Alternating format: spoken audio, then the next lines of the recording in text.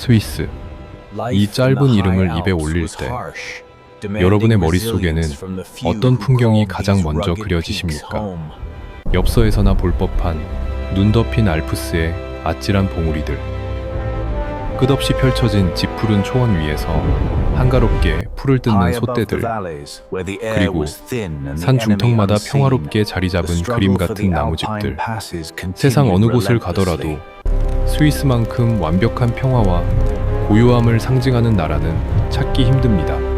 이웃한 유럽 강대국들이 두 번의 참혹한 세계 대전을 치르며 서로의 영토를 짓밟고 수천만 명의 목숨을 앗아가는 동안에도 이 작은 나라는 기적처럼 피 한 방울 흘리지 않고 온전하게 살아남았습니다. 우리는 스위스를 가리켜 영원히 전쟁을 거부한 나라, 이 세상에서 가장 안전하고 중립적인 도피처라고 부릅니다. 많은 사람들은 스위스가 그저 전쟁을 혐오하고 평화를 숭배하는, 어쩌면 신의 특별한 보살핌을 받는 순수한 국가라고 굳게 믿고 있습니다. 하지만 여러분이 스위스의 산골짜기를 여유롭게 여행하다가 마주친 그 아름다운 전통 나무집에 조금 더 가까이 다가간다면 무언가 소름 끼치도록 이질적인 사실을 발견하게 될지도 모릅니다. 따뜻한 불빛이 새어나올 것 같은 창문에는 유리가 없습니다. 오래된 나무의 결이 살아있는 듯한 벽면을 손으로 두드려보면 그것은 나무가 아니라 교묘하게 색칠되고 위장된 두꺼운 철근 콘크리트 덩어리라는 것을 알게 됩니다.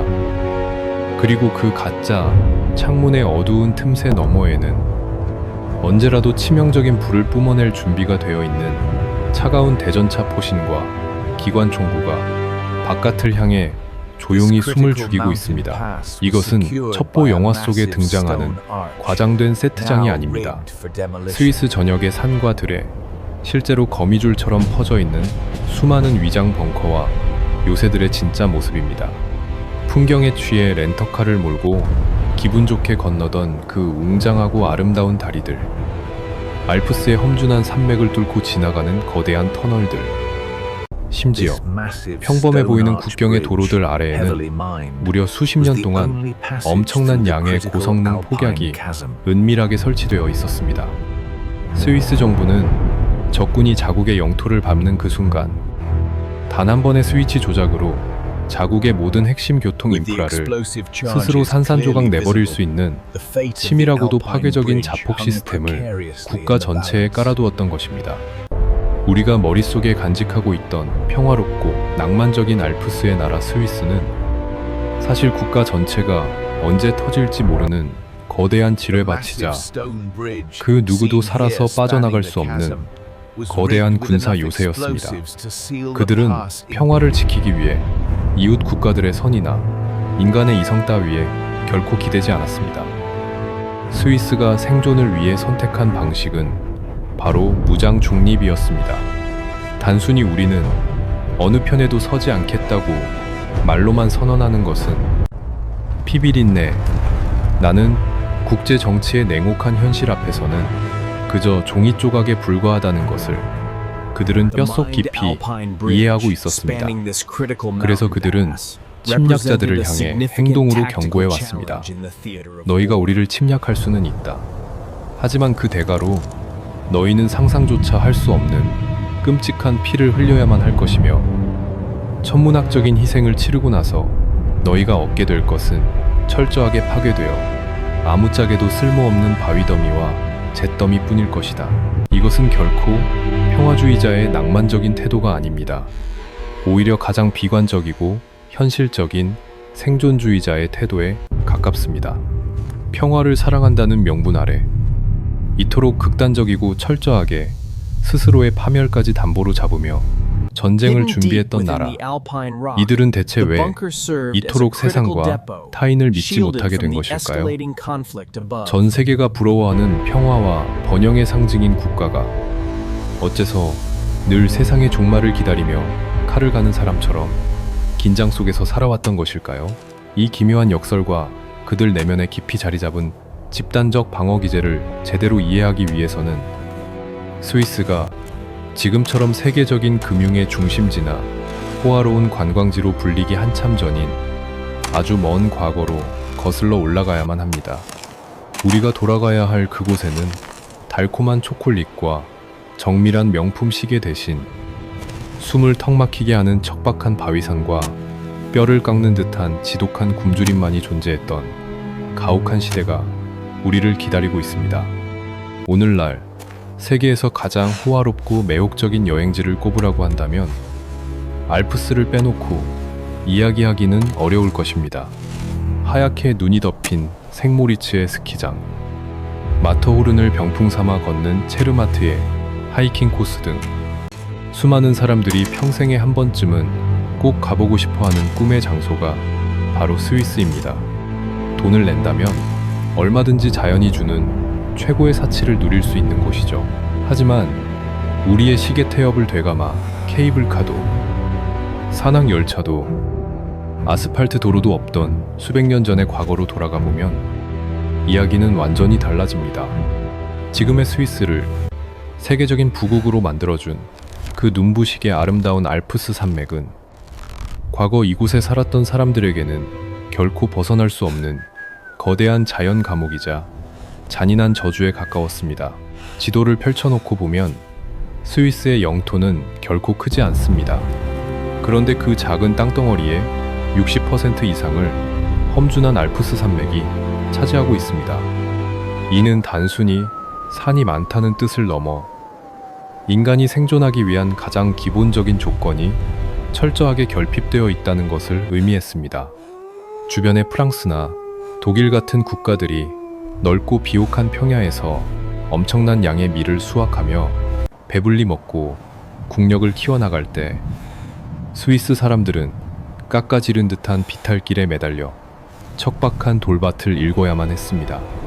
흙은 얕고 영양분이 없었으며 서늘한 기후 탓에 농작물은 제대로 자라지 못했습니다. 게다가 겨울은 너무나도 길고 혹독했습니다. 눈보라가 한번 몰아치면 산골짜기 마을과 마을을 잇는 길은 완전히 끊겨버렸고 사람들은 길게는 몇 달 동안 고립된 채 굶주림과 추위 속에서 덜덜 떨어야만 했습니다. 식량만 부족했던 것이 아닙니다. 유럽의 근대화를 이끌고 제국들의 부를 축적하게 만들었던 석탄이나 철광석 같은 지하 자원도, 금이나 은 같은 귀금속도 이 척박한 바위산에는 단 한 줌도 존재하지 않았습니다. 그야말로 아무것도 없는 그저 유럽 대륙 한가운데 우뚝 솟아오른 불모의 돌덩어리였던 셈입니다. 이 잔혹하고 자비 없는 지리적 조건은 스위스 사람들의 기질과 민족성을 완전히 바꿔놓았습니다. 척박한 환경에서 살아남기 위해 그들은 누구보다 강인하고 거칠고 실용적으로 변해야만 했습니다. 살을 에이는 듯한 추위와 언제 쏟아질지 모르는 눈사태, 그리고 기나긴 굶주림이라는 자연의 폭력 앞에서는 그 어떤 감상적인 환상이나 나약함도 허용되지 않았기 때문입니다. 산맥이라는 거대한 장벽으로 인해 이웃 마을과도 철저하게 단절되어 살았던 이들은 다른 누군가의 도움을 기대하는 법을 잊어버렸습니다. 외부의 간섭을 극도로 싫어하게 되었고 오직 스스로의 힘과 무기로만 살아남아야 한다는 지독한 자립심과 독립심을 뼈에 새기게 됩니다. 현대의 우리가 감탄사를 연발하며 바라보는 그 경이로운 알프스의 절경은 사실 수백 년 동안 수많은 스위스 사람들을 굶어 죽게 만들고 외부 세계로 나아가는 발목을 부여잡았던 거대한 벽이자 감옥이었습니다. 자연의 아름다움과 낭만은 배가 부르고 안전이 보장될 때나 가질 수 있는 한가로운 사치에 불과합니다. 배고파 우는 자식들의 소리를 들으며 한겨울의 텅 빈 곳간을 바라봐야만 했던 과거의 스위스 아버지들에게 달력 사진처럼 아름다운 눈 덮인 산봉우리는 그저 넘을 수 없는 절망의 상징이었을 것입니다. 하지만 아무리 척박하고 저주받은 땅이라도 그곳에 뿌리내린 인간은 어떻게든 살아가야만 합니다. 땅에서 먹을 것을 구할 수 없다면 산을 내려가 밖으로 나가서라도 돈을 벌어와야 했습니다. 하지만 그들에게는 이웃나라에 내다 팔 곡식도 없었고 화려한 직무를 짤 기술도 값비싼 광물도 없었습니다. 결국 더 이상 파먹을 흙조차 남아있지 않은 땅에서 희망을 찾을 수 없게 된 스위스 사람들은 굶주림을 면하기 위해 자신들에게 남은 단 하나의 유일한 자원에 눈을 돌리게 됩니다. 무자비한 자연 환경이 길러낸 거칠고 억센 육체, 그리고 더 이상 잃을 것이 없기에 죽음조차 두려워하지 않는 서늘한 투지. 땅이 사람을 먹여 살리지 못할 때 스위스 사람들은 유럽의 부유한 평원지대를 향해 자신들이 가진 가장 값비싼 것을 내다 팔기로 결심합니다. 그들이 선택한 유일한 수출품, 그것은 바로 자신들의 뜨거운 피였습니다. 가난하고 굶주린 알프스의 산골 마을 청년들이 고향을 떠나 유럽의 전쟁터로 향하기 시작했습니다. 그들에게는 팔 수 있는 다른 기술이나 특산품이 없었습니다. 오직 거친 산악지대에서 단련된 튼튼한 두 다리와 죽음을 두려워하지 않는 서늘한 용기뿐이었습니다. 이렇게 시작된 스위스 용병, 이른바 라이슬로이퍼의 역사는 곧 유럽 전체를 공포에 떨게 만드는 핏빛 전설이 됩니다. 평화와 중립의 상징으로 여겨지는 스위스가 사실 중세와 근대, 유럽을 통틀어 가장 잔혹하고 치명적인 인간 병기들을 찍어내는 거대한 용병 공장이었다는 사실은 오늘날 우리에게 엄청난 인지적 부조화를 안겨줍니다. 당시 스위스 용병들은 단순한 총알바지가 아니었습니다. 그들은 유럽의 전쟁 패러다임을 완전히 뒤바꿔 놓은 혁신적인 전술의 대가들이었습니다. 그들의 주특기는 길고 무거운 창을 들고 거대한 밀집 대형을 이루어 적진을 돌파하는 파이크 방진이었습니다. 수백, 수천 명의 병사들이 마치 거대한 고슴도치나 움직이는 강철 요새처럼 빽빽하게 뭉쳐서 발을 맞추어 전진하는 모습은 적군에게 엄청난 심리적 압박감을 주었습니다. 더 무서운 점은 그들의 규율과 무자비함이었습니다. 스위스 용병들은 전투 중 대열을 이탈하거나 도망치는 자는 동료라도 그 자리에서 즉결 처형할 만큼 무서운 군기를 자랑했습니다. 또한 가난했기에 포로를 잡아먹여 살릴 식량의 여유조차 없었고, 이는 곧 적군을 사로잡지 않고 그 자리에서 모두 몰살시킨다는 잔혹한 원칙으로 이어졌습니다. 포로가 될 수도 없고 포로를 잡지도 않는 이 핏빛 부대는 전장을 휩쓸며 유럽 최강을 자부하던 기사단마저 창끝으로 도륙했습니다. 이들의 악명 높은 전투력은 곧 엄청난 경제적 가치로 환산되었습니다. 프랑스의 국왕부터 이탈리아의 유력한 귀족들, 심지어 신성, 로마 제국의 황제까지 이 압도적인 사륙의 전문가들을 고용하기 위해 엄청난 금화를 싸들고 알프스로 몰려들었습니다. 돈이 없으면 스위스인도 없다는 유명한 격언이 유럽 전역에 유행할 정도였습니다. 스위스의 각 지역 정부들은 아예 국가적인 차원에서 용병 계약을 맺고 인력을 선출하는 거대한 인력 사무소 역할을 자처했습니다. 척박한 산골짜기에서 피어난 이 기묘하고도 끔찍한 피해 수출 산업은 스위스의 막대한 부를 가져다 주었습니다. 타국 땅에서 스위스 청년들이 흘린 붉은 피는 험준한 알프스 마을의 굴뚝에 연기를 피워 올리는 황금이 되었고, 굶주리던 가족들을 살리는 빵이 되었습니다. 오늘날 바티칸 교황청을 방문하면 화려한 전통 복장을 입고 굳건히 서 있는 근위대원들을 볼 수 있습니다. 많은 관광객들은 그들을 한낱 화려한 볼거리나 의장대 정도로 생각하지만 그들은 500년 전 유럽을 피로 물들였던 그 무시무시한 스위스 용병의 마지막 남은 직계 후손들입니다. 과거 로마가 함락될 위기에 처했을 때 모든 군대가 도망친 상황에서도 끝까지 남아 교황을 지키다 전멸에 가까운 희생을 치른 이들이 바로 스위스 용병이었습니다.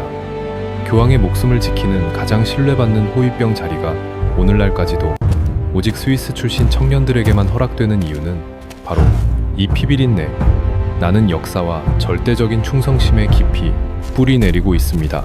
이처럼 피를 파는 직업은 분명 알프스의 가난한 마을에 전례 없는 풍요를 가져다 주었습니다.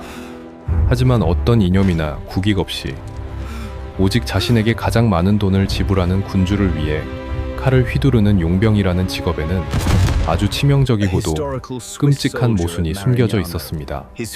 돈을 따라 이리저리 흩어진 스위스 청년들은 결국 전 유럽의 거의 모든 전장에 용병으로 투입되었습니다. 그리고 어느 날 이 돈과 피의 거래가 만들어낸 가장 비극적이고 끔찍한 상황이 현실로 나타나고 맙니다.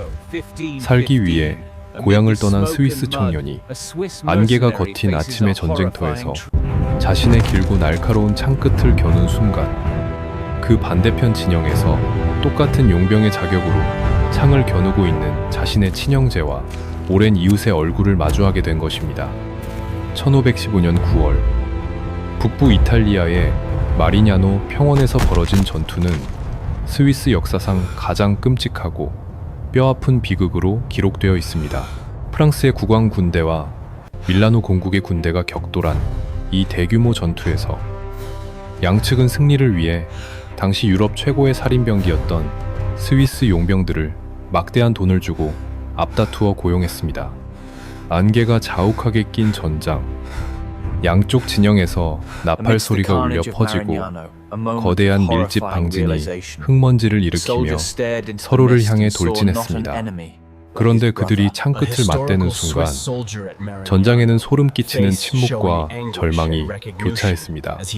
방패 너머로 들려오는 고함 소리는 서로가 너무나도 잘 아는 스위스의 억양이 섞인 방언이었고, 헬멧 틈 사이로 마주친 눈동자는 바로 얼마 전까지 알프스 산기륜에서 함께 소를 몰고 축제를 즐기던 고향의 친형제, 이웃, 그리고 친구들의 것이었기 때문입니다.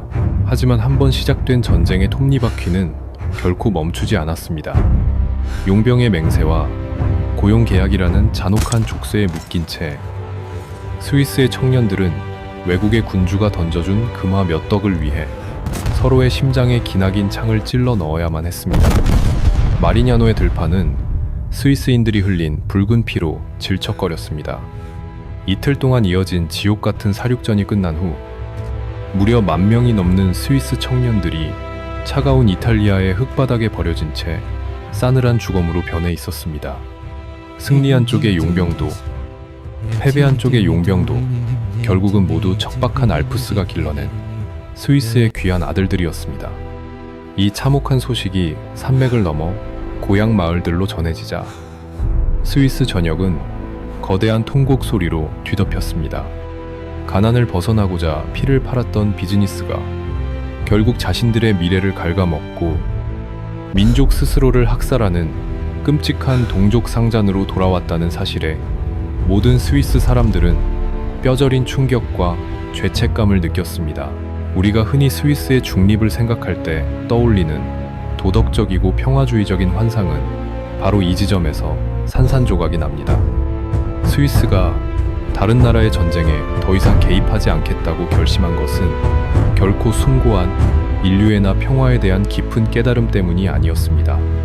그것은 철저한 자기 파멸에 대한 끔찍한 공포이자 남의 권력 다툼에 휘말려 스스로의 씨를 말리고 있다는 자각에서 비롯된 피눈물 나는 반성이었습니다. 마리냐노의 비극 이후 스위스 연방의 각 주들은 깊고 무거운 회의감에 빠졌습니다. 외국의 전쟁에 병력을 파는 짓을 당장 멈추지 않는다면 스위스라는 작은 나라는 결국 텅 빈 유령 국가가 되어 지도 위에서 영영 사라지고 말 것이라는 냉혹한 현실을 마주하게 될 것입니다. 이 참혹한 각성은 스위스의 국가적 방향성을 완전히 뒤집어 놓는 계기가 됩니다. 더 이상의 군사적 팽창이나 영토 확장을 포기하고 이웃 국가들의 분쟁에 절대 개입하지 않겠다는 암묵적인 합의. 이것이 바로 훗날 스위스를 정의하게 될 비동맹 중립 노선의 우울하고도 비극적인 출발점이었습니다.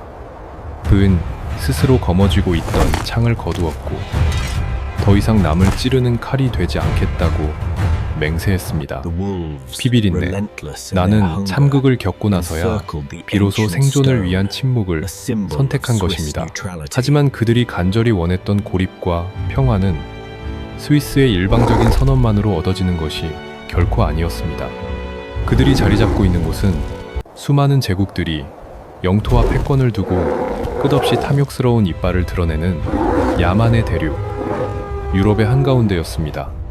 스위스가 우리는 이제 전쟁에서 손을 떼겠다고 선언했다고 해서 주변의 거대한 강대국들이 이 탐나는 지정학적 요충지를 순순히 내버려 둘 리가 없었습니다. 내가 남을 공격하지 않겠다는 다짐이 남이 나를 짓밟지 않을 것이라는 보장서가 될 수는 없기 때문입니다.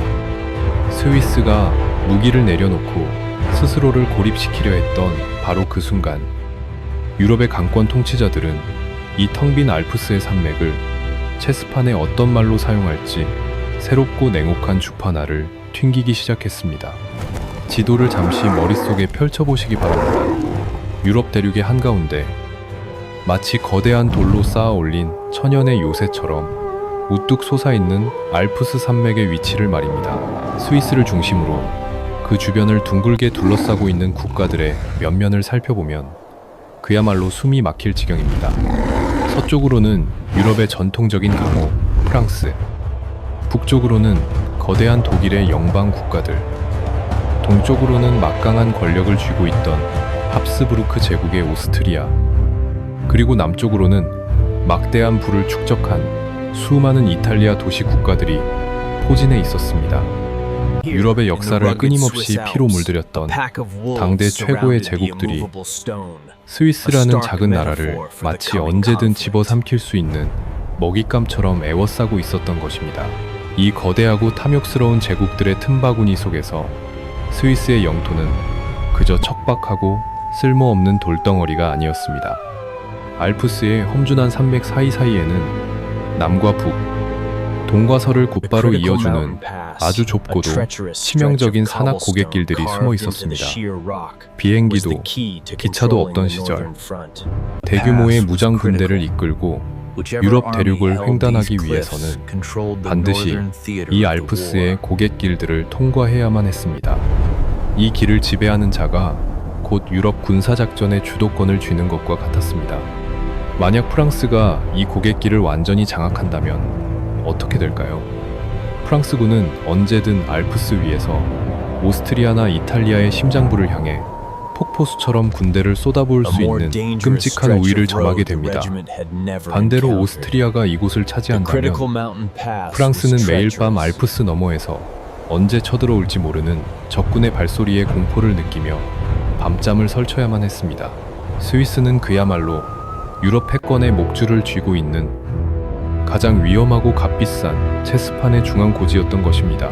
너무나도 매력적이지만 누군가 하나가 독점하는 순간 전 유럽을 파멸로 몰고 갈 거대한 전쟁이 터질 수밖에 없는 시한폭탄 같은 영토. 이 숨 막히는 긴장감 속에서 유럽의 열강들은 아주 차갑고도 냉혹한 지정학적 계산을 내리기 시작합니다. 그것은 바로 내가 저 땅을 독차지하여 발생할 막대한 출혈과 위험을 감당할 수 없다면 차라리 내 가장 끔찍한 적군도 저 땅을 밟지 못하게 영원히 봉쇄해버리는 것이 낫다는 결론이었습니다. 우리는 흔히 스위스가 스스로의 뼈를 깎는 반성과 평화에 대한 굳은 의지로 지금의 중립국 지위를 당당하게 쟁취해냈다고 믿고 싶어합니다. 하지만 냉혹한 국제 정치의 렌즈로 들여다보면 진실은 우리의 낭만적인 믿음과는 사뭇 다릅니다. 스위스가 절대적인 중립국이 될 수 있었던 가장 결정적인 이유는 스위스 스스로가 간절히 중립을 원해서라기보다는 주변의 열강들이 스위스의 중립을 절대적으로 필요로 했기 때문입니다. 강대국들의 팽창하는 영토가 직접 맞닿아 생기는 파괴적인 마찰열을 식혀줄 거대한 진공지대, 즉 그 어떤 군대도 합법적으로 통과할 수 없는 완벽한 지정학적 바리케이드가 그들 모두에게 필요했던 것입니다. 마치 굶주린 늑대 무리들이 피 뚝뚝 떨어지는 고기 덩어리를 가운데 두고 서로 으르렁거리다가 결국 다 같이 물어뜯고 공멸하는 상황을 피하기 위해 그 고기를 아무도 먹을 수 없는 돌덩어리로 바꾸기로 암묵적인 합의를 본 것과 마찬가지였습니다. 스위스가 누리게 된 평화는 이처럼 주변 열강들의 이기심과 두려움이 절묘하게 교차하는 아주 차가운 역학관계 위에서 간신히 숨을 쉬고 있었습니다. 하지만 수백 년 동안 강대국들의 눈치 게임 속에서 위태롭게 유지되던 이 암묵적인 균형은 말 그대로 언제 깨질지 모르는 얇은 얼음판에 불과했습니다. 이기적인 열강들의 머릿속에서만 굴러가던 이 복잡한 이해관계의 구조가 그 누구도 함부로 깰 수 없는 공식적인 국제법이라는 이름으로 잉크를 묻혀 종이 위에 선명하게 새겨지기까지는 더 거대한 피바람이 필요했습니다. 그리고 마침내 나폴레옹이라는 전대미문의 전쟁광이 나타나 유럽 전역을 온통 쑥대밭으로 만들고 난 직후 산산조각 난 세계의 지도를 다시 그리기 위해 제국의 지배자들이 오스트리아의 가장 화려한 궁전에 모여들기 시작합니다. 나폴레옹 보나파르트, 이 전대미문의 정복자가 유럽 대륙 전체를 휩쓸고 지나간 자리는 참혹한 폐허와 끝없는 잿더미뿐이었습니다. 스위스가 수백 년 동안 이웃 국가들의 눈치 속에서 아슬아슬하게 지켜오던 암묵적인 중립의 공간도 거침없이 몰아치는 프랑스 제국군의 말발굽 앞에서는 아무런 소용이 없었습니다. 나폴레옹은 알프스의 전략적 가치를 누구보다 잘 알고 있었고 주저없이 스위스를 무력으로 짓밟아 자신의 괴뢰 국가로 만들어버렸습니다. 알프스의 좁은 고갯길들은 다시 한번 외세의 거대한 군대들이 피를 흘리며 맞붙는 참혹한 전장으로 변해버렸습니다. 이 끔찍한 시기를 겪으며 스위스와 주변 열강들은 아주 뼈저린 교훈을 얻게 됩니다. 압도적인 힘을 가진 단 하나의 거대한 패권국이 등장했을 때 그저 강대국들의 막연한 이기심과 두려움에만 기대어 유지되던 암묵적인 균형 따위는 언제든 휴지 조각처럼 찢겨나갈 수 있다는 뼈아픈 진실이었습니다. 마침내 나폴레옹이 몰락하고 난 뒤인 1815년 전쟁의 광기로 찢겨나간 유럽의 지도를 다시 그리기 위해 승전국의 군주들과 외교관들이 오스트리아의 수도 빈에 모여들었습니다. 빈 회의라 불리는 이 역사적인 외교 무대에서 유럽의 지배자들은 과거의 끔찍한 악몽이 다시는 반복되지 않도록 아주 강력하고 영구적인 안전장치를 고민했습니다. 그들은 프랑스와 오스트리아 그리고 독일과 이탈리아라는 거대한 제국들의 화약고 한가운데에 그 어떤 불씨도 튀지 못하게 막아줄 완벽하고도 거대한 방화벽이 필요했습니다. 그 방화벽의 위치는 당연히 유럽의 중심이자 가장 험준한 알프스를 품고 있는 스위스여야만 했습니다. 그리고 마침내 역사적인 합의문 위에 제국 지배자들의 서명이 차례대로 새겨졌습니다. 유럽의 강대국들이 스위스의 영구적인 중립을 국제법으로 공식 인정하고 보장한다는 내용이었습니다. 이 선언은 인류 역사상 그 유래를 찾아보기 힘든 독특한 외교적 사건이었습니다. 우리가 흔히 생각하는 중립이라는 단어의 고결하고 도덕적인 의미와 달리 이 종이 위에 적힌 조약의 본질은 무척이나 차갑고 타산적인 다자간 정치 보험 계약에 가까웠습니다. 강대국들은 스위스를 건드리지 않겠다고 약속하는 대신 스위스에게도 아주 엄격하고 무거운 족쇄를 채웠습니다. 앞으로 스위스는 그 어떤 군사동맹에도 가입할 수 없으며 주변에서 어떤 명분의 전쟁이 벌어지더라도 절대 어느 한쪽의 편을 들어서는 안 된다는 가혹한 조건이었습니다. 더 나아가 다른 나라의 군대가 스위스의 영토를 통과하여 적국으로 향하는 일조차 스위스 스스로의 힘으로 완벽하게 차단해야만 했습니다. 이로써 스위스의 중립은 단순한 국가의 내부적인 정책이나 평화를 향한 염원을 넘어서 국제사회의 무거운 짐이자 거스를 수 없는 법적 의무가 되었습니다. 살기 위해 발버둥 치던 척박한 산악 국가의 생존 본능이 맹수들의 복잡한 이해관계와 맞물려 영원히 변하지 않는 국제법의 껍질을 쓰게 된 것입니다. 조약서에 찍힌 화려한 직인과 서명들은 이제 스위스의 평화를 영원히 보장해 줄 것처럼 든든해 보였습니다.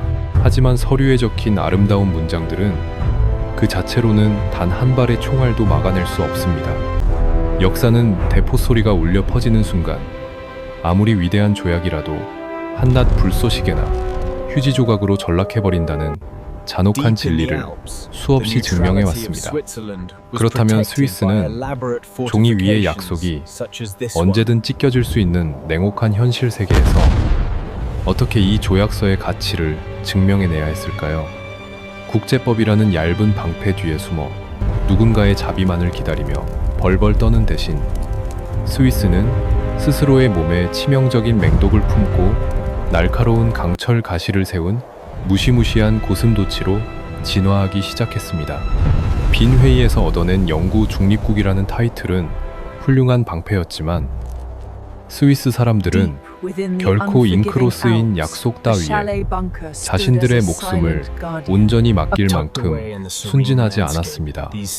남을 찌르던 창을 내려놓았다고 해서 스스로의 방어선까지 허물어 버린다면 그것은 평화가 아니라 언제 잡아먹힐지 모르는 무기력한 먹잇감이 되는 길일 뿐이었습니다. 그래서 그들은 평화를 지키기 위해 역설적이게도 국가 전체를 거대한 병영으로 만드는 길을 선택합니다. 우리는 이것을 가리켜 무장 중립이라고 부릅니다. 중립을 지킨다는 것은 단순히 싸우지 않겠다고 선언하는 것이 아니라 나를 건드리는 자는 그 누구라도 뼈와 살이 분리되는 끔찍한 고통을 맛보게 될 것이라는 무시무시한 군사적 억지력을 스스로 증명해내야만 유지될 수 있는 극단적인 무력, 시위였습니다. 스위스는 누군가를 먼저 공격하기 위한 거대한 정규군을 키우는 대신 국가 전체를 맹독을 품은 거대한 고슴도치로 진화시키는 전략을 택했습니다. 고슴도치는 먼저 남을 해치지 않지만 포식자가 이빨을 들이미는 순간 수만 개의 날카로운 가시를 세워 상대의 입안을 갈기갈기 찢어놓습니다. 이 전략을 현실로 만들기 위해 스위스는 전 세계에서 유례를 찾아볼 수 없는 가장 독특하고 철저한 예비군 시스템을 구축했습니다. 스위스의 모든 성인 남성들은 일정 기간의 군사훈련을 마치고 나면 자신이 사용하던 치명적인 자동 소총과 실탄을 그대로 집으로 가져가야만 했습니다. 평화로운 주말, 가족들과 소풍을 가기 위해 옷장을 열면 빳빳하게 다려진 셔츠 옆에 차가운 강철로 된 군용 소총이 나란히 걸려있는 풍경. 이것이 바로 스위스의 일상이었습니다. 국가의 위기가 닥치면 이 평범한 은행원, 제빵사, 농부들은 단 몇 시간 만에 총을 들고 정해진 집결지로 모여 수십만 명에 달하는 거대한 정예 군대로 돌변할 수 있었습니다. 하지만 스위스의 진정한 무서움은 단순히 총을 든 시민들에게만 있는 것이 아니었습니다. 그들은 조상 대대로 물려받은 이 척박하고 험준한 알프스의 자연 환경 전체를 하나의 거대한 죽음의 덫으로 개조해버렸습니다. 국경을 넘어서면 가장 먼저 마주치게 되는 다리와 터널들의 기둥 속에는 평시에도 엄청난 양의 고성능 폭약이 가득 채워져 있었습니다. 적군의 전차가 스위스 영토로 진입하려 시도하는 순간 그들은 스위치 하나로 모든 진입로를 산산조각 내어 적들을 알프스의 험준한 골짜기 깊은 곳에 완전히 고립시킬 준비가 되어 있었습니다. 그뿐만이 아닙니다. 겉보기에는 그림처럼 아름다운 산비탈의 전통 나무집이나 건초 더미들은 사실 두꺼운 콘크리트로 지어진 뒤 정교하게 위장된 대전차 포대와 기관총 진지들이었습니다. 스위스 영토에 발을 들이는 순간 적군은 사방이 막힌 돌산 위에서 보이지 않는 총알이 비처럼 쏟아지는 지옥을 경험해야만 했습니다. 이들의 전략은 명확했습니다. 적군과 정면으로 맞서 싸워 완벽하게 승리하겠다는 것이 아니었습니다. 이들의 목표는 오직 하나, 스위스를 침략하려는 적에게 침략으로 얻을 수 있는 이익보다 훨씬 더 크고 끔찍한 출혈을 강요하는 것이었습니다. 스위스를 점령할 수는 있겠지만 그 과정에서 너희는 막대한 병력을 잃을 것이며 천문학적인 전비를 쏟아부어야 하고 정작 점령에 성공하더라도 남는 것은 폭파된 다리와 무너진 터널 그리고 쓸모없는 바위 더미 뿐일 것이라는 섬뜩한 경고. 이것이 바로 스위스가 자랑하는 고슴도치 전략의 핵심이었습니다. 비용과 이익을 철저하게 따지는 정상적이고 이성적인 국가의 지도자라면 감히 이 끔찍한 덫에 발을 들이밀 엄두를 내지 못할 것입니다. 계산기만 두드려 보아도 스위스 침략은 완전히 수지타산이 맞지 않는 바보 같은 짓이었기 때문입니다. 이 고슴도치 전략은 이론적으로는 너무나도 완벽하고 훌륭한 방패였습니다. 하지만 이 완벽해 보이는 억지력 이론은 곧 인류 역사상 가장 끔찍하고 거대한 시험대에 오르게 됩니다. 비용이나 손익 따위는 안중에도 없고 오직 광기와 탐욕으로만 움직이는 악마. 아돌프 히틀러의 짙은 그림자가 알프스 너머로 서서히 들이우기 시작한 것입니다. 제2차 세계대전이 발발하고 유럽 대륙에 짙은 어둠이 깔리기 시작했습니다. 히틀러의 잔혹한 나치 전쟁 기계는 폴란드와 프랑스를 순식간에 짓밟았고 파시스트 무솔리니가 지배하는 이탈리아와 손을 잡았습니다. 당시 유럽의 지도를 내려다보면 등골이 서늘해지는 것을 느낄 수 있습니다. 사방을 둘러보아도 오직 나치의 갈고리 십자가와 파시스트의 검은 깃발만이 펄럭이는 거대한 절망의 바다. 그 피비린내 나는 폭력의 바다 한가운데에 스위스라는 아주 작은 섬 하나만이 완벽하게 고립된 채 포위되어 있었습니다. 히틀러에게 국제법이나 종이 위에 쓰인 중립국 조약 따위는 아무런 의미가 없었습니다. 오히려 그는 스위스를 가리켜 유럽의 얼굴에 난 흉측한 여드름이라며 맹렬하게 비난했고 스위스를 지도상에서 완전히 지워버리기 위한 전면적인 침공 계획을 은밀하게 수립하고 있었습니다.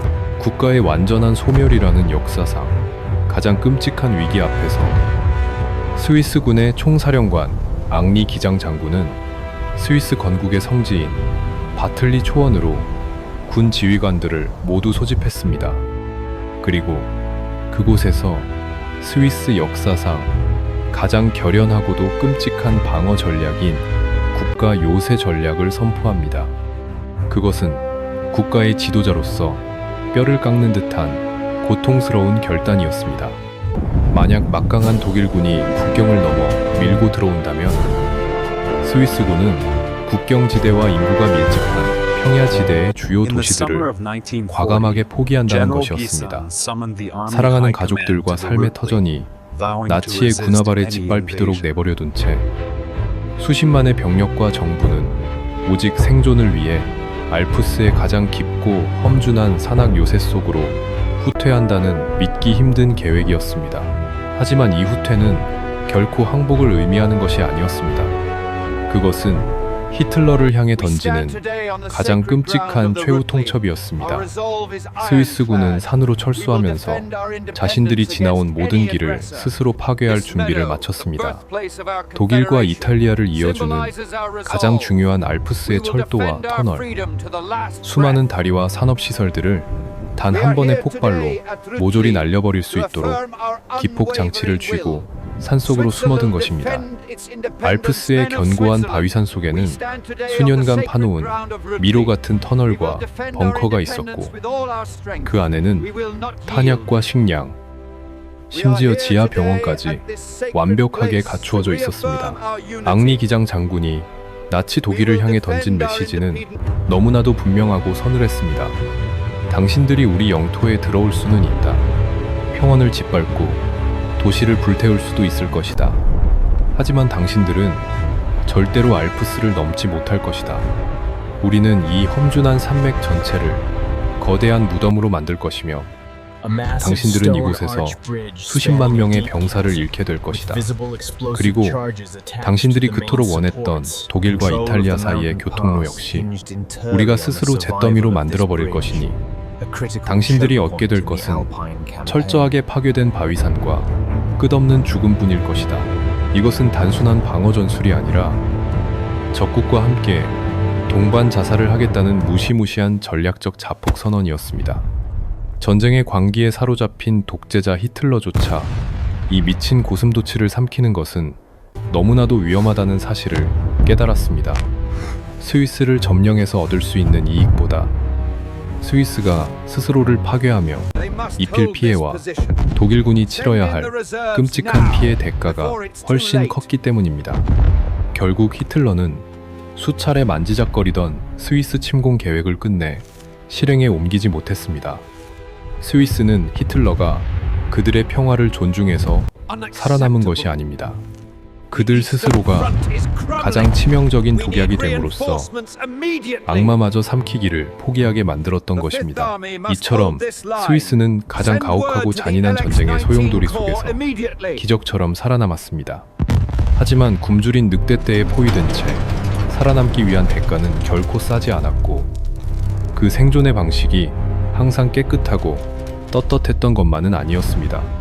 광기로 물든 제국들의 틈바구니에서 살아남기 위해 완벽하게 중립적이어야 했던 스위스가 과연 어떤 차가운 거래들을 은밀하게 진행했는지, 이제 우리는 스위스의 화려한 금고 뒤에 숨겨진 차갑고 어두운 그림자를 마주할 시간입니다. 제2차 세계대전의 지옥불 속에서 나라를 통째로 잿더미로 만들겠다는 독한 결기로 살아남은 스위스의 이야기는 분명 감탄을 자아냅니다. 하지만 생존이라는 숭고한 목표가 모든 과정의 정당성을 보장해주지는 않습니다. 전쟁이 끝난 후 영웅적인 방어선의 이면에 숨겨져 있던 스위스의 또 다른 얼굴이 서서히 드러나기 시작했습니다. 그것은 살기 위해서라면 악마와도 기꺼이 손을 잡았던 철저하고도 냉혹한 극단적 실용주의의 민낯이었습니다. 완벽하게 파시스트 세력에 포위된 고립무원의 상태에서 스위스가 굶어 죽지 않고 경제를 유지할 수 있었던 비결은 꽤나 충격적이고 어두운 곳에 뿌리를 두고 있었습니다. 가장 큰 논란의 중심에 선 것은 바로 스위스의 은행들이었습니다. 전쟁 당시 나치 독일은 유럽 전역을 휩쓸며 각국 중앙은행의 금괴를 약탈했고, 심지어 홀로코스트 수용소에서 학살당한 유대인들의 금리와 반지까지 빼앗아 거대한 금괴로 녹여냈습니다. 문제는 나치의 이름이 찍힌 이 피 묻은 금괴를 국제사회 어디에서도 화폐로 인정해주지 않았다는 점입니다. 스위스는 바로 이 지점을 파고들었습니다. 스위스의 은행들은 나치가 가져온 약탈금을 기꺼이 받아들였고, 그 대가로 국제시장에서 자유롭게 통용되는 스위스 프랑을 내어주었습니다. 히틀러는 스위스가 세탁해준 이 돈으로 전쟁의 필수적인 석유와 텅스텐 등 핵심 전략 물자들을 다른 중립국들로부터 사들일 수 있었습니다. 결과적으로 스위스의 은행 금고는 나치의 전쟁 기계가 멈추지 않고 굴러가게 만든 가장 든든한 연료통 역할을 했던 셈입니다. 이뿐만이 아니었습니다. 스위스의 정밀 기계 공장과 군수 업체들은 스위스 영토가 무사하다는 암묵적인 조건 아래 나치 독일을 향해 엄청난 양의 무기와 정밀 부품을 수출했습니다. 정치적으로는 어느 편에도 서지 않는 완벽한 중립이었지만, 경제적으로는 침략자들과 긴밀하게 얽혀 막대한 부를 축적하고 있었던 것입니다. 생존을 위한 불가피한 선택이었다는 변명 뒤에는 끔찍한 인권 유린을 묵인한 더 비극적인 진실도 숨어 있습니다. 전쟁의 광기를 피해 스위스 국경으로 필사적으로 도망쳐온 수많은 유대인 난민들을 향해 스위스 정부는 차갑게 문을 닫아 걸었습니다. 히틀러의 심기를 건드리지 않기 위해 스위스는 자국의 영토로 피신해온 유대인들을 다시 나치의 수용소로 돌려보내는 잔인한 결정을 내리기도 했습니다. 심지어 독일의 요청에 따라 유대인의 여권에 유대인을 뜻하는 알파벳 J를 선명하게 찍어주어 그들을 식별하기 쉽게 만들어주기도 했습니다. 우리는 흔히 중립이라는 단어에서 도덕적 우월성이나 정의로운 평화 중재자의 모습을 기대합니다. 하지만 스위스의 역사가 우리에게 보여주는 진실은 너무나도 다릅니다. 정치적, 군사적 중립이 결코 도덕적인 무결점이나 양심의 결백을 의미하지는 않습니다. 스위스에게 중립이란 선과 악을 구분하는 정의의 저울이 아니라 오직 자국의 생존과 이익만을 위해 세상의 모든 끔찍한 비극에 눈을 감을 수 있는 지독하게 이기적이고 차가운 생존의 도구였습니다. 남의 전쟁에 끼어들지 않는다는 원칙은 역설적으로 그 그 전쟁의 비극 속에서 가장 쏠쏠한 이익을 챙길 수 있는 완벽한 합법적 장막이 되어 주었던 것입니다. 수많은 도덕적 비난과 뼈아픈 과거사 논란에도 불구하고 이 냉혹하고 철저한 중립 모델은 냉전 시대의 삼엄한 대립 속에서도 스위스를 안전하게 지켜주었습니다. 오히려 주변국들이 전쟁의 상처를 복구하는 동안 스위스는 피해를 전혀 입지 않은 탄탄한 인프라를 바탕으로 세계에서 가장 부유한 금융과 산업의 중심지로 우뚝 섰습니다. 스스로를 지키기 위해 만들어낸 이 두꺼운 중립의 갑옷은 분명 스위스에게 기적적인 번영을 가져다준 완벽한 방패였습니다. 그러나 영원할 것만 같았던 이 철벽의 갑옷에도 이제 새로운 시대를 맞이하며 조금씩 균열이 가기 시작하고 있습니다.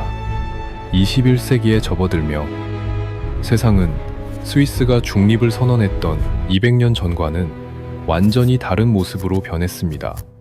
거대한 제국들이 영토를 뺏기 위해 벌이던 재래식 전쟁의 시대는 저무는 듯했고 세계는 촘촘하게 얽힌 경제망과 정보망 속에서 하나의 거대한 공동체로 묶여갔습니다. 스위스 역시 이 글로벌 네트워크의 가장 중심에서 막대한 부를 누렸습니다. 그러나 평화로워 보이던 세계 질서가 다시 요동치기 시작하면서 스위스가 자랑하던 영구 중립이라는 오래된 방패도 그 근본적인 시험대에 오르게 되었습니다.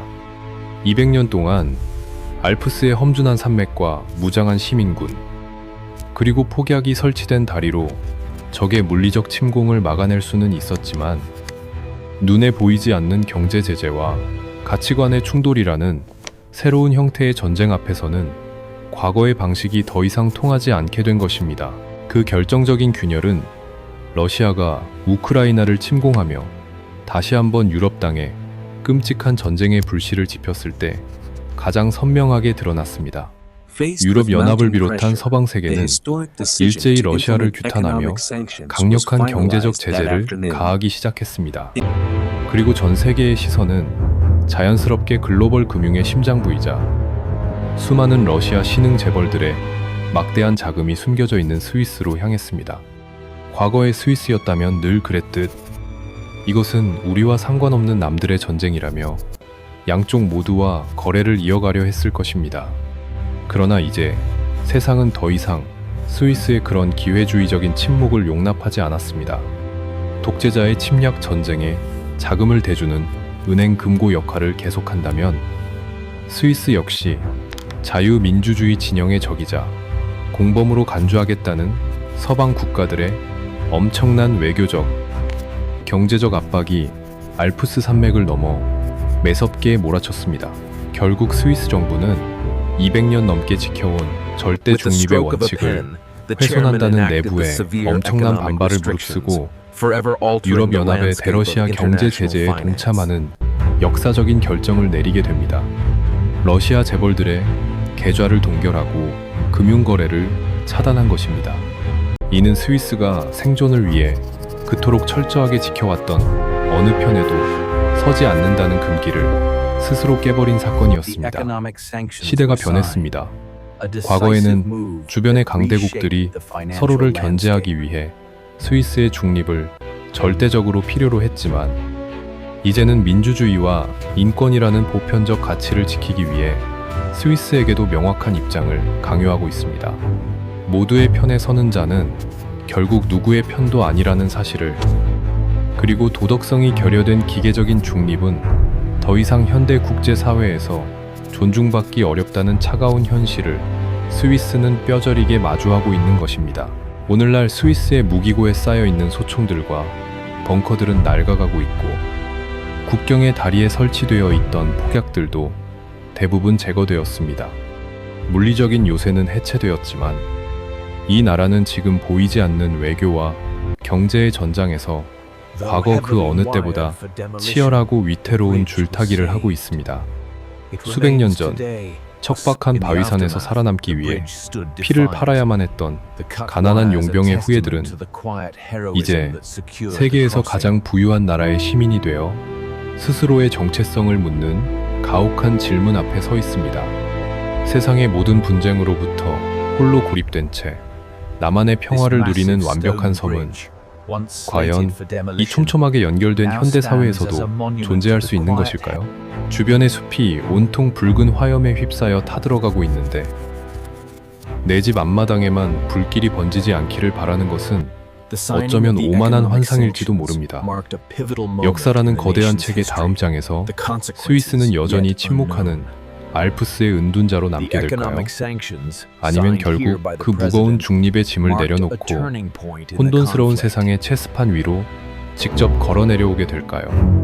분명한 것은 이 위태롭고 아름다운 나라의 운명을 결정할 권리가 이제는 온전히 그들 자신의 손에만 쥐어져 있지는 않다는 사실입니다.